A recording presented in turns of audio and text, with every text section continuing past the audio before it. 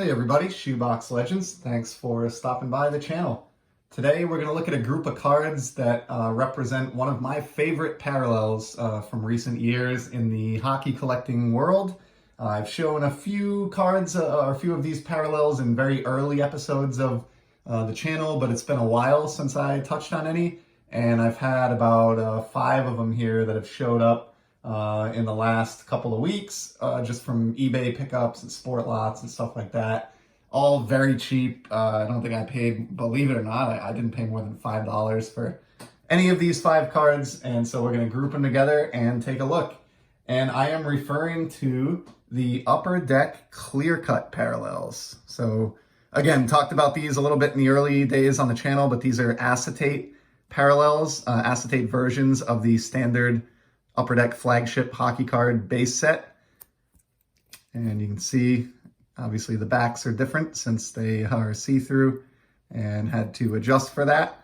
So love getting these. I did touch on them earlier. Like I said, they fall 1 per 3 hobby boxes, and they parallel like the entire 500 card Upper Deck flagship set. So finding one of any one player or big player is actually somewhat of a challenge. They just don't pop up all that often. And what happens is they tend to dry up within, a year or so of a set's release, and then they are very tough to track down and very expensive if you can. So I always keep a net cast for these, and landed recently this Joe Thornton from the 2018 Upper Deck set. What's cool about this is the next one I'm going to show is Joe Thornton's card from the 2019 set. So look at the clean-shaven Joe here. And then a year later, on his Upper Deck Clear Cut card, he looks like this. That is some magnificent beard growth right there. Just amazing. So yeah, was amazed that I was able to scoop up his 2018 and 2019 each at less than $5. This guy just gets no hobby love. I know he hasn't won a cup, and he has struggled in that sense, but as an individual player, he is going to go down as, one of the best point producers in the history of the league. And I just don't think he gets the love that you would expect somebody with that kind of career output to receive. I don't know why that is, but I'm happy to be, to benefit from that and get these at an amazing price. And then the last 3 that I have are actually from the present year's Upper Deck set.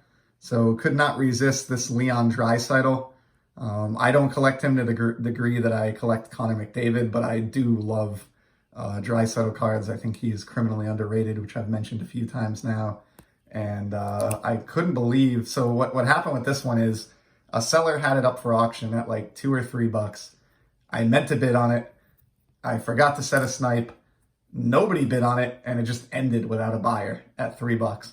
Got an email again, a day or 2 later that he had relisted it, and it had again a $3 starting price, but this time he had a or best offer option.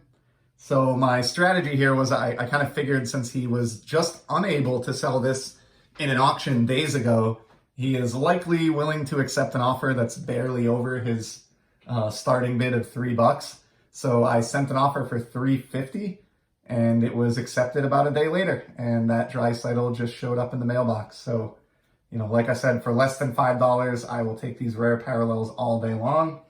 And then the last 2 for this video are sort of a pair that goes together, and they're definitely my favorite 2 that I'm featuring today, even though neither one of them features a player that's probably destined to be a Hall of Famer.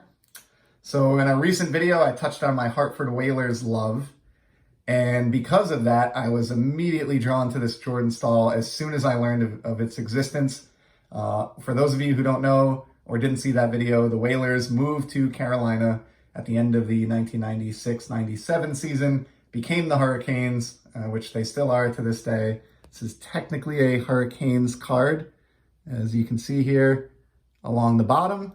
However, for the past couple of years, they will play a game or 2 per season in the old Whalers sweaters and uniforms. And Upper Deck has been cool enough to make sure to include 1 or 2 photographs in the flagship set, it seems like, each year that capture those old school Whalers uniforms. So, this is the closest I can get to acquiring new Whalers cards in a sense.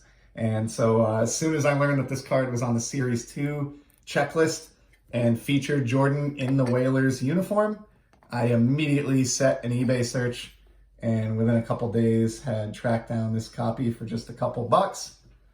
And then on that same note, we have an even better photograph. This is from the Series 1 set this year, so it came out a little bit before the stall. Dougie Hamilton.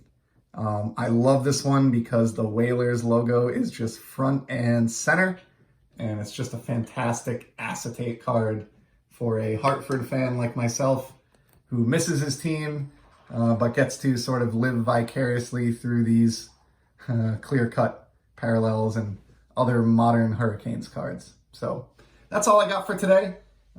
Just wanted to share those handful of clear cuts.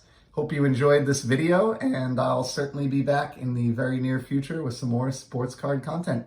Take care.